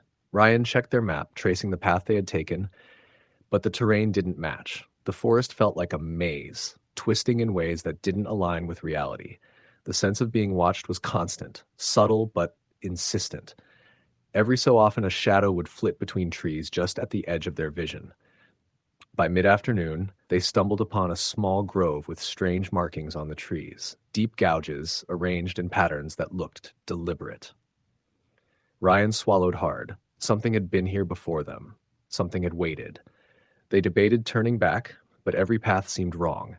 Every familiar turn led them deeper into the wilderness. Anxiety grew with every step. The temperature dropped suddenly, a chill that seemed unnatural for early September. As they followed a creek, hoping it would lead to the Ranger Road, Ryan saw a boot print pressed deep into the mud, large, human, and recent. He froze. Mark and Lila stopped beside him, eyes wide. The sound came again. Footsteps in the brush, slow, deliberate, matching their pace. Not running, not trying to hide, just following. Ryan's hands shook as he whispered, "We need to keep moving." They ran, clambering over rocks and roots, trying to stay ahead. The footsteps never quickened, never fell behind. The figure didn't chase, they just watched, patient and unseen. By evening, the fog rolled in, thick and suffocating. Visibility dropped to mere feet. They stumbled blindly along the creek, slipping in the mud, nearly falling several times. Exhaustion gnawed at them, and the cold seeped into their bones. Then they found it. A fallen tree with fresh blood smeared along the bark. Panic exploded in Ryan's chest. "We're not alone," he screamed, and the others shouted in agreement. They pressed on, eventually reaching a small ridge where the creek veered into a ravine. The fog was denser here, swirling unnaturally. And then Ryan saw it. A figure at the edge of the ravine, tall, thin, wearing dark clothing that hung loosely. Its face was obscured, but its presence was unmistakable. It didn't move. It didn't breathe. It just waited. Ryan froze. Mark and Lila grabbed his arms. "Go! Just go!" Mark yelled. They sprinted blindly down the ridge, guided only by instinct and fear. Branches clawed at their faces, roots tore their clothing, and the cold wind bit at their skin. Every so often a branch snapped behind them, though they dared not look. Finally, in the distance, they saw faint lights, headlights approaching along a distant road. Salvation. Ryan waved frantically, sobbing as the vehicle drew closer. The driver stopped, stunned. A ranger jumped out, helping them into the truck, listening to their gasping, terrified explanations. When they looked back, the forest was empty. No figure, no footprints, no sign of the creature that had haunted them. Only the fog lingering like a veil over the twisted trees. Ethan, Mark, and Lila never returned to the Hayuintas. Friends and family dismissed their story as an overactive imagination or exhaustion. But years later, each of them still recalls the shadowy figure, the deliberate footsteps, the deep gouges on the trees, and the oppressive feeling of being watched. And sometimes when the wind howls through the pines or when the fog clings low to the ground, they swear they can hear those footsteps again, slow, patient, relentless. Story the end. The sun was just climbing over the ridges when Mark tightened the straps on his backpack and stepped onto the narrow trail winding through the Bitterroot Mountains of Montana. He had been looking forward to this weekend for months. 2 days alone, no one to bother him, just him, the forest, and the trail. He had grown up in Colorado, hiking almost every weekend with his father, but this was different. He was on his own, farther from civilization than ever before. The air was crisp, carrying a faint scent of pine and wet earth, and birds chirped intermittently, a comforting soundtrack for the first few miles. At first, the hike was perfect. The trail sloped gently upward through dense forest. Sunlight dappled the ground through the high branches, and he felt a rare sense of peace. He passed a few small creeks, paused to refill his water bottle, and noted the tracks of deer in the soft mud. The forest seemed alive, but not threatening, almost welcoming. He felt confident and content, unaware of how quickly that would change. By mid-afternoon, Mark reached a small clearing near a ridge. From there, he could see the valley stretching far below, a patchwork of trees and rivers. He paused to take a photo with his phone and noticed something strange in the dirt near the edge of the clearing. Footprints. They were large, bare, and deep, pressed into the soft soil. Odd, he thought. He hadn't passed anyone on the trail, and this area was isolated. The prints didn't look human at first glance. The toes were long, the arches pronounced, almost unnatural. Shrugging it off, Mark continued. The trail narrowed and began to climb steeply. Within an hour, clouds rolled in, thick and gray, blotting out the sun. The air grew colder, and a stiff wind began to whip through the trees. He zipped his jacket and forced himself to keep moving, feeling the first stirrings of unease he tried to dismiss. Every so often, he thought he heard a branch snap behind him, but when he turned, there was nothing. Just swaying pine trees. Around 3 in the afternoon, he reached a section of trail littered with fallen logs and large rocks. He had to scramble up a steep incline to continue. That's when he noticed the footprints again. They were closer now, appearing on the rocks and in the dirt near the trail. They weren't following any logical path, weaving in and out of the trees. And each time he saw them, a cold pit of fear formed in his stomach. He was certain he was alone. But something about the prints made him feel observed, tracked. The forest darkened as he neared a small creek that cut across the trail. He knelt to drink and noticed something else. Broken branches and disturbed earth on the far side, like someone or something, had been moving through the woods, avoiding the trail entirely. He heard it then, a low rustling in the trees, deliberate and heavy. His heart raced. Probably a deer, he muttered, though even to himself it sounded weak. Mark pushed on, but the unease grew with every step. The wind carried a faint whispering sound, something that might have been the trees, but it almost sounded like words, soft, distant, and chilling. He shook his head and forced himself to focus on the trail. As the afternoon gave way to evening, Mark reached the base of a ridge with a series of switchbacks leading to a small plateau where he planned to camp. The clouds had thickened and the first drops of rain began to fall. He hurried up the steep incline, boots slipping on wet leaves and moss, his heart hammering not only from exertion but from a sense of being followed. When he reached the plateau, he set up his tent in a small clearing and collected firewood from nearby fallen branches. He tried to tell himself that the rustling, the footprints, the whispers were all products of his imagination. He had hiked in the mountains alone before and never felt this sense of dread. But the forest around him now seemed alive in a different way, silent in some places and conspicuously loud in others, almost as if it were watching him. Night fell quickly.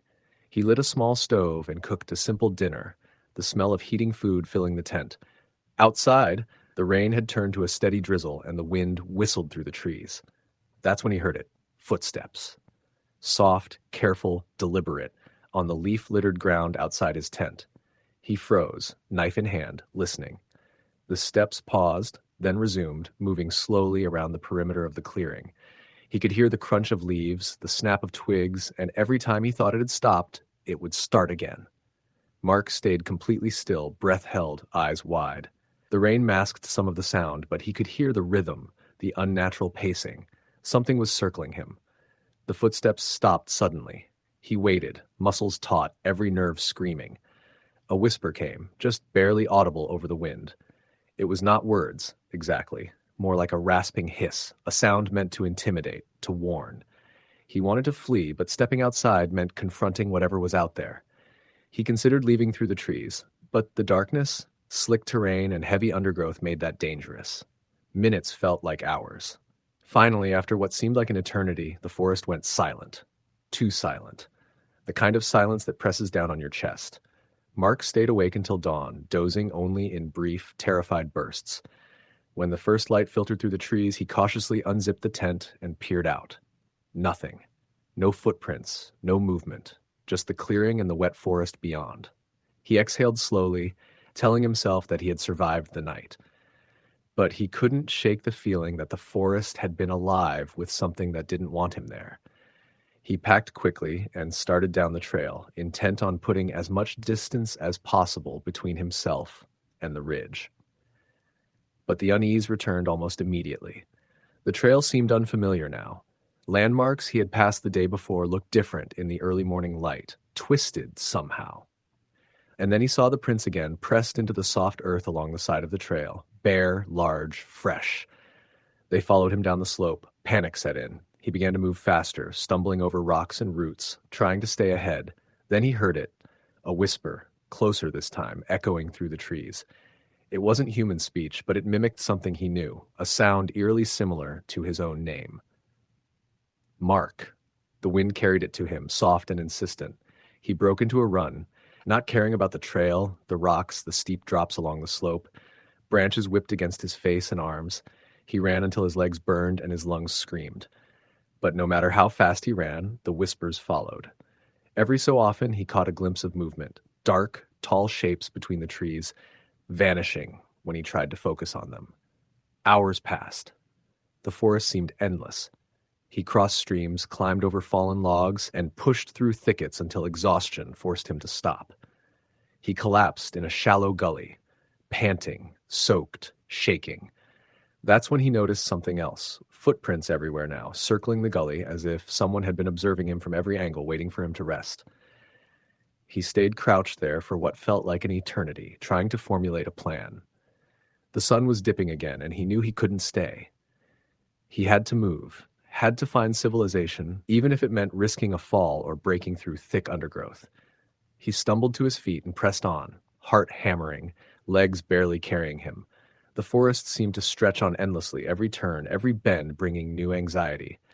Finally, by sheer luck or desperation, he stumbled onto a dirt service road, wide enough for a vehicle, partially obscured by overgrowth. Relief washed over him. He followed it, limping and slipping, until he saw a parked truck in the distance. He waved frantically, shouting, and a local park ranger jumped out. "What happened? Are you okay?" the ranger asked, voice tense. I was followed. Someone. Something," Mark stammered. "In the woods. The prints. The whispers." The ranger's expression darkened slightly, but he nodded. "You're lucky to be alive. There are stories about those mountains, people who hike alone and never return, footprints that appear out of nowhere, whispers in the wind. Some say it's just the forest getting under your skin. Some say it's something else. You're lucky it didn't get closer." Mark didn't care about explanations. He just wanted to leave. The ranger drove him down the mountain, and for hours Mark stared out the window, still hearing faint whispers in the wind, still feeling eyes on him from the trees he had left behind. He never hiked alone again. Even months later, when he walks in city parks or watches nature documentaries, the memory comes back. The bare footprints, the rasping whispers, the feeling of being watched in a forest that should have been quiet and peaceful. And he knows deep down that whatever followed him that weekend is still out there, waiting for someone else in the dark, silent corners of the mountains.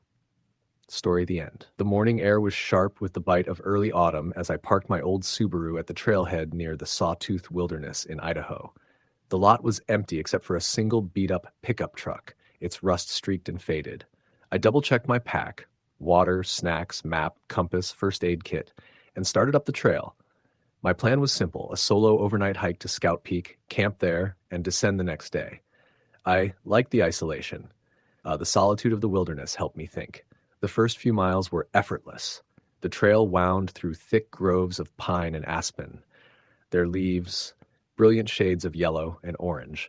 Birds flitted between the branches, and the occasional squirrel darted across the path.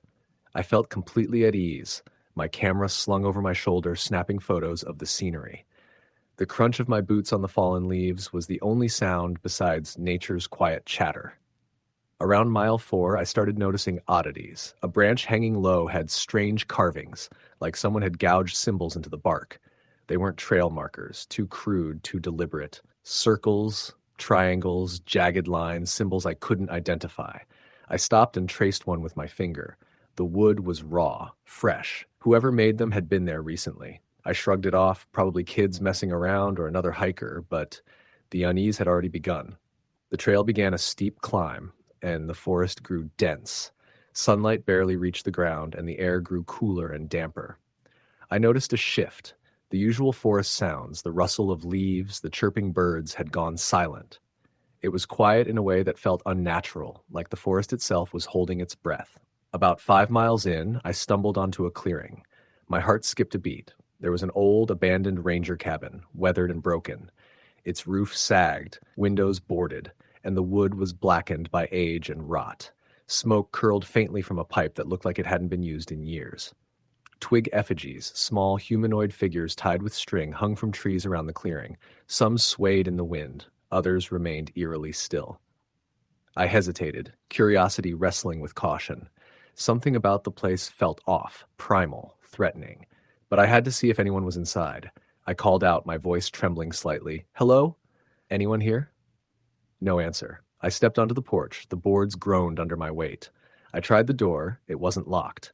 Inside, the air smelled of mold, decay, and something metallic faintly reminiscent of iron. The cabin was empty except for a desk, a chair, and an old mattress in the corner. On the desk lay a notebook, its pages warped from moisture. I picked it up. The handwriting was frantic, the words barely legible. They watch from the trees. I hear my footsteps at night, circling the cabin, though I'm asleep. They copy you. The symbols, they mark the way. Don't follow the marks. Don't look back. I froze. The sound of a branch snapping outside made me jump. My rational mind tried to reason it away. Wind, a falling branch, but instinct screamed at me to leave immediately. I put the notebook in my pack and headed back outside. Then I saw them, footprints in the mud. They weren't human.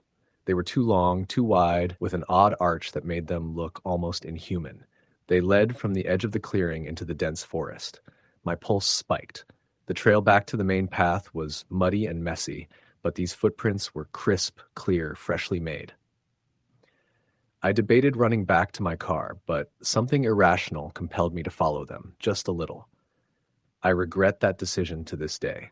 The forest seemed to twist around me.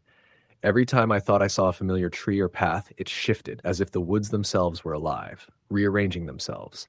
The wind carried a whispering sound, low and guttural, like voices speaking in some impossible language. I spun around, but the trees were empty. Hours, or maybe minutes passed. I couldn't tell. The rain started, a steady drizzle turning into sheets that soaked through my jacket. My boots squelched in the mud. I slipped several times, but kept moving, terrified to stop. Then I saw a figure, tall, impossibly thin, partially obscured by the trees. It didn't move at first. I froze, heart pounding, and then slowly it began to move. Not walking, but gliding, silent, fluid. Every instinct screamed at me to run, but my legs were frozen. The figure vanished behind a tree. When I turned, it was gone, but I could feel it, watching, tracking me.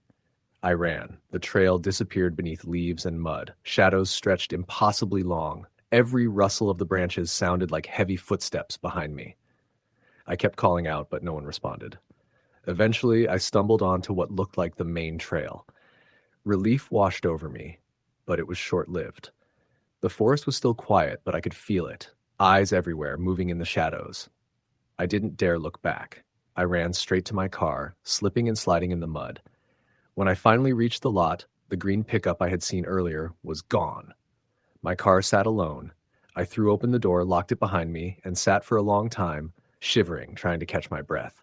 I wanted to leave immediately, but the thought of driving through the dense forest in the dark during a storm terrified me as well.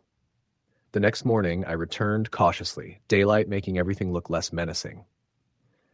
The forest seemed normal again, birds chirping, leaves rustling, but the trail I had followed, the side path with the footprints, was gone, overgrown, no trace of the mud prints or the cabin. I searched for hours, but found nothing. It was as if the forest had swallowed everything from the day before. I tried telling friends what had happened, showing them the pictures I took of the carvings and the twig effigies. Some laughed nervously. Others looked at me like I was insane. The notebook I had grabbed had disappeared from my pack overnight, blank pages where the frantic writing had been. I swear I didn't remove it. Months later, I read local reports. Hikers reported strange carvings in that section of the Sawtooths, footprints that didn't match any animal, unexplained disappearances. Some said it was the forest, cursed or haunted. Others said it was pranksters. I don't know what it was. I only know that something in those woods isn't human, isn't natural, and isn't bound by logic. I haven't hiked alone since. I avoid remote trails. But sometimes when I hear the wind rustle through the trees near my home, I think I hear it, the same whispering guttural voices just at the edge of perception. And I remember the look of that figure, tall and impossibly thin, gliding silently through the forest, watching, always watching. Even now, late at night, I wonder if following those footprints back then changed something. If I wasn't meant to leave. If something followed me out. Because sometimes in the quietest moments, I swear I hear it. A slow, deliberate step, mimicking mine. Story the end. The first thing I noticed when we arrived at the trailhead was how empty it was. It was early September in the Adirondacks, and my friends and I had chosen a backcountry loop near the high peaks, Indian Head and Twin Mountain. Most of the other hikers were either doing day trips or staying near the main campgrounds. We had the forest almost entirely to ourselves. That sense of isolation, which should have been thrilling, carried an undercurrent of unease I didn't recognize at the time. I was hiking with my college friend Mark, his younger brother Tyler, and my girlfriend Lisa. Mark had been to the Adirondacks before, but none of us were experienced with multi-day backpacking in areas this remote. Our plan was simple. Start early, reach a backcountry site near Lake Arnold by nightfall, set up camp, and spend the next day exploring the summits before returning. The first few miles were perfect. The trail twisted through dense hardwoods, sunlight filtering in golden streams between the trees. Tyler, who had a habit of wandering off the path for no reason, kept darting ahead, calling out to us to catch up. Mark kept the pace steady, Lisa and I bringing up the rear. We joked about how Tyler always insisted on exploring the off-trail areas, and I felt a strange thrill knowing we were all in this together. By mid-afternoon, we reached a small clearing where a stream crossed the trail. Mark suggested a break, and we all sat on rocks, resting and sipping water. That's when we first noticed the smell, faint, metallic, almost like rusted blood. I assumed it was from some old mining runoff or a small animal, but the odor seemed to thicken as we breathed, clinging to the air. "That's weird," Lisa said, wrinkling her nose. "Smells wrong." "Probably just the stream," Mark replied, waving it off. "Let's get moving. We've got miles to cover." We crossed the stream and entered a section of trail that felt markedly different. The trees were older, thicker, and the undergrowth so dense it felt like the forest was pressing in on us. I couldn't shake the feeling that we were being watched. Every so often, I would glance up and catch the movement of something in the corner of my eye. Just shadows, I told myself. Around 5 miles in, we came across a clearing with remnants of what looked like a campsite. Stones arranged in a crude fire ring, flattened grass, and an old torn tarp draped over a fallen tree. But something was off. There were no footprints, no discarded items, nothing to indicate who might have been here. Mark crouched to examine them in the fire ring and muttered, "This is recent. Someone was here not long ago." "Who would camp out here without leaving a trace?" Tyler asked nervously. "People do weird stuff," Mark said. "Maybe a transient. Let's just keep moving."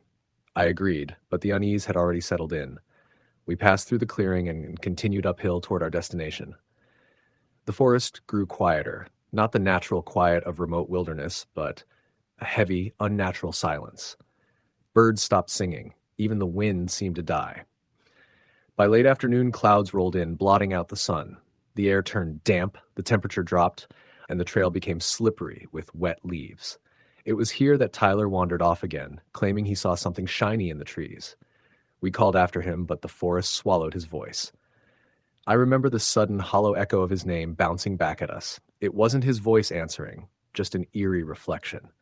We eventually found him standing near a dead tree, staring at something on the ground. "It's weird," he said softly. On closer inspection, we saw what had captured his attention, a circle of rocks surrounding a patch of soil freshly disturbed with scratches etched into the dirt. "What is that?" Lisa asked, voice trembling. Mark frowned.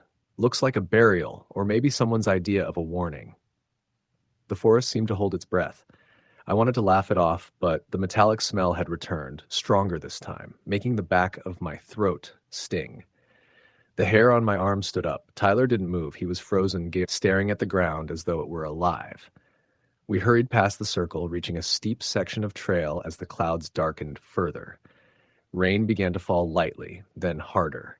We debated turning back, but the thought of retreating through the now slick trail was almost worse than pressing forward.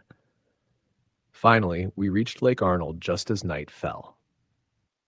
The campsite near the lake was supposedly one of the maintained backcountry sites, but when we arrived, it was deserted and silent, with no other tents or signs of human activity. We set up quickly, gathering wood for a fire. That's when we heard it, a low, guttural growl from across the water, just beyond the trees. "Probably a bear," Mark said, trying to sound calm, though I could see his jaw tightening. "Doesn't sound like a bear," Lisa whispered. "Too deliberate." We tried to settle in for the night, but the sounds continued. Footsteps crunching in the leaves, branches snapping, whispers in a language none of us recognized. The firelight flickered against the trees, casting dancing shadows that seemed to move independently of the wind. Around midnight, Tyler disappeared. We woke to find his sleeping bag empty. The only clue was a set of footprints leading from the tent into the trees. But the footprints were strange. They were human-like, yet elongated and narrow, like someone had walked on tiptoe. The spacing was inconsistent, sometimes far apart, and sometimes almost overlapping. We called for him, shouted, and even ran into the darkness, flashlights cutting through the rain, but he was gone. There was no sound except the rain and our own panicked breathing. Mark insisted we follow the trail back out, but as we descended, it became clear something was wrong. The trail we had taken to reach the lake didn't match what we were seeing. Ridges, cliffs, and streams were out of place. Every time we thought we were heading downhill, the forest seemed to loop back on itself. Every familiar landmark vanished. The whispers followed us. At first soft, then louder, chanting just beyond comprehension. Shadows flickered between the trees, always at the edge of our vision. I began to feel physically sick, my stomach twisting with fear and exhaustion. By the time the first light of morning broke through the clouds, we were exhausted, soaked, and lost. We stumbled upon a clearing and saw a figure standing by the remains of a campsite. Tall, thin, and motionless, its face hidden in shadow. One leg was bare, the other wore a black boot, identical to the one we had found months earlier in a different story someone had told online about hikers disappearing in the Adirondacks. Mark screamed and the figure moved, smoothly, unnaturally, almost gliding across the ground. We ran. Every tree seemed to stretch endlessly as we ran blindly, following a direction we hoped led back to the trailhead. Hours later, we finally emerged near a logging road. Exhausted and shaking, we managed to flag down a passing car.